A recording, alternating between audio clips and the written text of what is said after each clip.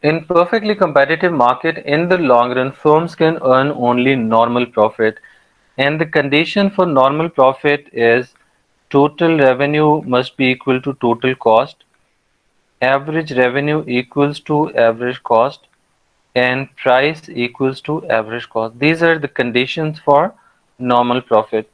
Although in business studies and in other subjects, this scenario or this situation is known as break-even point when total revenue is equal to total cost, because this is no profit, no loss situation apparently. But economists consider it as normal profit because as per economists, normal profit is always included in prices and total cost is always overstated because of opportunity cost, because economists not only consider explicit cost, they also consider implicit cost as well.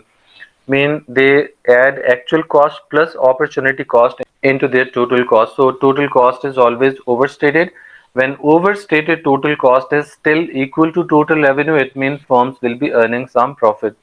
इसकी example मैंने आपको बताई थी कि if the business owner himself is running the business, he could have done some job and he could have earned, let's say, 100,000 rupees from that job which he is sacrificing. He will consider that 100,000 rupees as his total cost, part of total cost. Although that was opportunity cost, he didn't actually pay that cost, but he is adding that cost to the total cost. Since total cost is overstated, and if overstated total cost is still equal to total revenue, it means business would be earning some profit. And graphically, we can show this. For example, we have again quantity or output on X, and this is origin point. We have three variables on Y: price, revenue, and cost, three variables. Again, we will draw price line, and since price in perfectly competitive market remains the same throughout the market, so average revenue and marginal revenue will also be uh, equal to the price. Now coming to the condition of equilibrium, and equilibrium takes place at a point where marginal cost is equal to marginal revenue. So we will have to make graph of marginal cost which looks like a hockey stick, and now this is the equilibrium point where equilibrium quantity is Q. Let's say it's 100 and equilibrium price is, let's say, $10.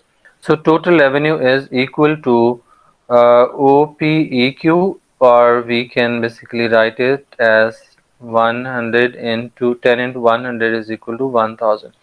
And for normal profit, total cost must be equal to OPEQ, or it must be equal to 1000, as we have basically seen in conditions, or it must be equal to average cost must be equal to price.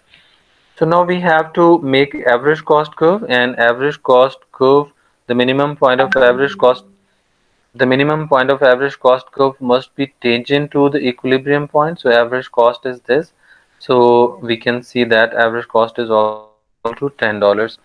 So total cost will be OPEQ, and total revenue was also OPEQ, and the condition of total revenue is equal to total cost has been satisfied here. So firm will be earning normal profit. Now coming to the really important thing, why firms in long run earn only normal profit? Why not abnormal or supernormal profit? Because in long run period of time, since there is contestable market, new firms can enter the industry easily and existing firms can leave the industry easily. Because of freedom of entry and exit, new firms can enter the industry without facing any barriers, and existing firms can leave the industry without facing any kind of barriers. So entry and exit in perfect competition is free. So when entry and exit is free, there will be only normal profit in the long run. Whenever there are chances of supernormal profit, many new firms will enter the industry to enjoy that supernormal profit. So overall number of firms in the industry will rise, and existing customers will be distributed among many sellers. When existing customers are distributed among many sellers, their supernormal profit will reduce to the normal profit.